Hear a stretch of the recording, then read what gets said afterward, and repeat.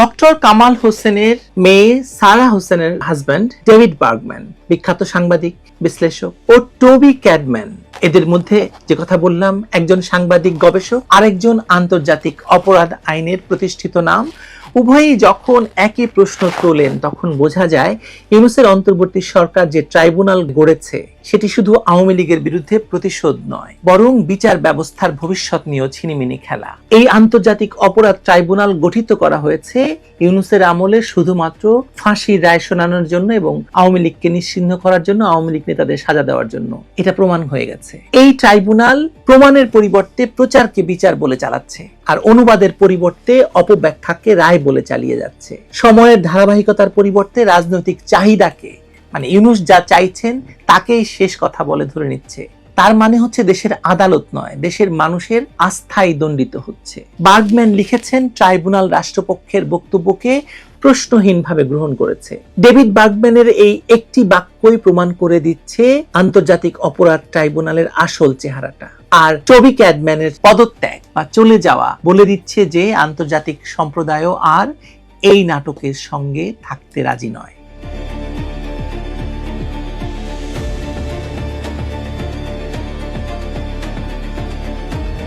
যে আদালত নিজেকে আন্তর্জাতিক অপরাধ ট্রাইব্যুনাল বলে দাবি করে, সেখানে একটি অডিও ক্লিপকে এতটাই বিকৃতভাবে পেশ করা হয় যে শেষ পর্যন্ত স্বয়ং ব্রিটিশ আইনজীবী টবি ক্যাডম্যান পদত্যাগ করে বুঝিয়ে দিলেন এখানে বিচার চলছে না, চলছে প্রতিশোধের থিয়েটার। ডেভিড বার্গম্যানের বিস্তৃত বিশ্লেষণে দেখা যাচ্ছে 14 জুলাইয়ের রাতে শেখ হাসিনা এবং ঢাকা বিশ্ববিদ্যালয়ের উপাচার্যের মধ্যে হওয়া কথোপকথনকে ট্রাইব্যুনাল এমনভাবে ছেটেছে, বেঁধেছে, রং দিয়েছে যেন তাতে হত্যার নির্দেশ নিশ্চিত মনে হয়।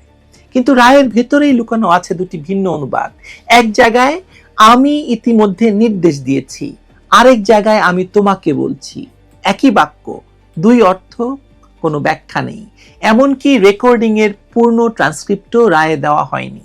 দেওয়া হয়েছে শুধু রাষ্ট্রপক্ষের পছন্দ করা কয়েক লাইন, যাতে রাজাকারদের ফাঁসির উদাহরণকে ছাত্র আন্দোলনের প্রতি সরাসরি হত্যার হুমকি বলে চালানো যায়। এই ছেটে বেঁধে উপস্থাপনকে প্রমাণ বলে ধরে নেওয়া হয়েছে, আর বিচারকেরা নিজেদের মস্তিষ্ক ব্যবহার না করে সেই ব্যাখ্যাকেই হুবহু কপি করেছেন 450 পৃষ্ঠার রায়ে। মাত্র 2 জায়গায় এই কথোপকথন নিয়ে সিদ্ধান্ত হয়েছে, কিন্তু কোনো বিশ্লেষণ নেই, কোনো প্রেক্ষাপট নেই, কোনো যুক্তি নেই।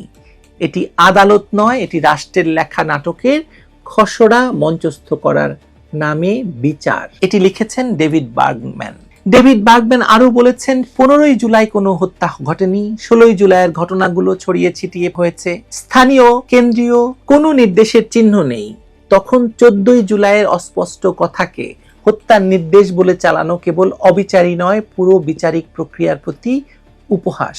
আইজিপির সাক্ষ্যেও কোনো এমন নির্দেশের কথা নেই, বরং 18 জুলাইয়ের স্পষ্ট নির্দেশ, প্রাণঘাতী অস্ত্র ব্যবহার, সেসব তিনি উল্লেখ করেছেন, সেটিকে আলাদা করে দেখানো হয়েছে। অথচ ট্রাইব্যুনাল 2 তারিখকে গুলিয়ে ফেলে একই সূত্রে বেঁধে দোষী সাব্যস্ত করেছে, যেন 2 দিনের মধ্যে কোনো পার্থক্য নেই, যেন সময়ের গতি নেই, যেন ভাষার অর্থ নেই। এমন বিচারে শেখ হাসিনা দোষী হন বা না হন, বিচারিক প্রতিষ্ঠানটি নিজেই দোষী সাব্যস্ত হয়েছে। স্বাধীনতার অভাব আছে, যুক্তির অভাব আছে, নিরপেক্ষতার অভাব আছে। এটা হচ্ছে ডেভিড বার্গম্যানের কথা। আর ডেভিড বার্গম্যানকে আপনারা জানেন, ডেভিড বার্গম্যান সেই ব্যক্তি যিনি যুদ্ধাপরাধের বিচারের জন্য যে আদালত গঠিত হয়েছিল, আন্তর্জাতিক অপরাধ ট্রাইব্যুনাল, সেই ট্রাইব্যুনালকে ভুয়া প্রমাণের জন্য যথেষ্ট চেষ্টা করেছেন।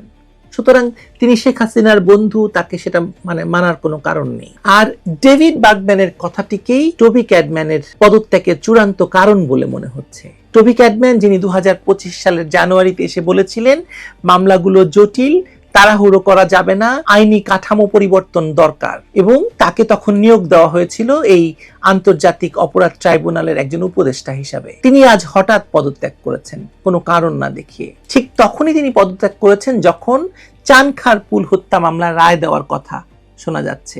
এই সময়ে পদত্যাগ মানে তিনি দেখতে পেয়েছেন বিচারের গতি আর প্রক্রিয়া দুটোই এমনভাবে ঘুরে গেছে যে নিরপেক্ষ থাকা সম্ভব হচ্ছে না তার পক্ষে। তিনি আগে বলেছিলেন ভারতকে চাপ দেওয়া যাবে না, কিন্তু আইনের শাসনের পক্ষে দাঁড়াতে হবে। আজ তিনি দেখলেন নিজের চেয়ারটিও আসলে আইনের শাসনের বিরুদ্ধে দাঁড়িয়ে গেছে, তাই চেয়ার ছেড়ে দিলেন। কারণ পেশাদার আইনজীবী হিসাবে তিনি জানেন এই প্রক্রিয়ায় থাকা মানে নিজের নামটাও ইতিহাসের কলঙ্কিত পাতায় যুক্ত হওয়া। টবি ক্যাডম্যানের পদত্যাগ এই সংকটকে আরো গভীর করছে। যে ব্যক্তি জানুয়ারিতে স্পষ্টভাবে বলেছিলেন যে ট্রাইব্যুনালের মামলা জটিল, তাড়াহুড়া করা যাবে না, আইনি কাঠামোয় পরিবর্তন আনতে হবে, তিনি পদত্যাগ করলেন। তার পদত্যাগের কোনো কারণ প্রকাশ না করা এবং ঠিক চানখারপুল হত্যাকাণ্ডের রায়ের আগে এই সিদ্ধান্ত নেওয়া স্পষ্ট হয়ে গেল যে তিনি এই ট্রাইব্যুনালের কার্যক্রমে আর সন্তুষ্ট নন। তার মানে তিনি আসলে এই ট্রাইব্যুনালের বৈধতা নিয়ে প্রশ্ন তুলে গেলেন। কিন্তু প্রশ্ন তুললে কি হবে? তাজুল আছে না, তাজুল তো কালকে হুমকি দিয়ে বলবে এই টবিকে নিয়ে মানে গ্যাঞ্জাম শুরু করবে, টবিকে নিয়ে আজে বাজে কথা বলবে। ইতিমধ্যেই বার্গম্যানকে নিয়ে তো বলেইছেন। ক্যাডম্যানের আগের কথা এবং আকস্মিক পদত্যাগের মধ্যকার বৈপরীত্য অত্যন্ত গুরুত্বপূর্ণ বা তাৎপর্যপূর্ণ। তিনি যখন বলেছিলেন যে আগের ঘটনা দিয়ে নয়, বর্তমান কার্যক্রম মূল্যায়ন করতে হবে, তখন তার পেশাদার নিরপেক্ষতার প্রতি আস্থা ছিল হয়তো।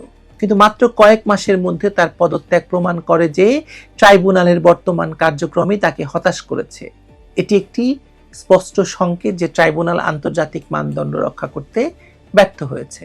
বিশেষভাবে উদ্বেগজনক হলো ট্রাইব্যুনালের প্রমাণ মূল্যায়নের পদ্ধতি। বার্গম্যান যথার্থই প্রশ্ন তুলেছেন যে এই ট্রাইব্যুনাল কি আসলে একটি স্বাধীন বিচারিক প্রতিষ্ঠান নাকি রাজনৈতিক প্রত্যাশার সাথে তাল মিলিয়ে চলা একটি যন্ত্র। যখন ট্রাইব্যুনাল কোনো প্রমাণের বিস্তারিত বিশ্লেষণ ছাড়াই রাষ্ট্রপক্ষের বক্তব্য গ্রহণ করে, তখন তা আওয়ামী লীগ আমলের ট্রাইব্যুনালের মতো একপেশে আচরণ করে বলে ডেভিড বার্গম্যান বলছেন। ট্রাইব্যুনালের অনুবাদ এবং ব্যাখ্যার ক্ষেত্রে যে স্বেচ্ছাচারিতা দেখা যাচ্ছে তা বিচারিক নিরপেক্ষতার মৌলিক নীতির পরিপন্থী।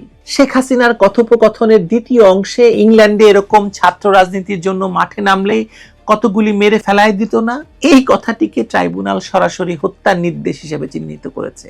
কিন্তু এই ব্যাখ্যার পক্ষে কোনো প্রাসঙ্গিক বিশ্লেষণ নাই, বরং এই কথোপকথনটি শেখ হাসিনার চিন্তা ভাবনার ধারাবাহিকতা হিসেবে আমরা দেখতে পারি। যুগান্তকারী বিষয় হলো দুই স্বনামধন্য আন্তর্জাতিক ব্যক্তিত্ব ট্রাইব্যুনালের কার্যক্রমে অসন্তুষ্ট। বার্গম্যানের তীক্ষ্ণ বিশ্লেষণ এবং ক্যাডম্যানের নীরব পদত্যাগ একসাথে এক শক্তিশালী বার্তা দেয় যে এই ট্রাইব্যুনাল আন্তর্জাতিক বিচারিক মানদণ্ড পূরণে অক্ষম। এটি শুধু একটি আইনি প্রতিষ্ঠানের ব্যর্থতা নয়, বরং গণতান্ত্রিক প্রত্যাশার সাথে বিশ্বাসঘাতকতা। যে ট্রাইব্যুনাল স্বাধীন বিচারের নামে গঠিত হয়েছিল তা আজ রাজনৈতিক প্রতিশোধের হাতিয়ারে পরিণত হয়েছে। এই ট্রাইব্যুনাল থেকে শুধুমাত্র ফাঁসির রায় আসবে এবং আওয়ামী লীগের সাথে যিনি জড়িত, যার নামে জড়িত, তার বিরুদ্ধে যাবজ্জীবন, ফাঁসি এবং 10 বছর, 7 বছর, 15 বছরের কারাদণ্ডের রায় আসবে। সব রায় লেখা আছে, এখন শুধু সেগুলো পড়ে শোনানো হবে। একথা আমি শুরু থেকেই বলে এসেছি।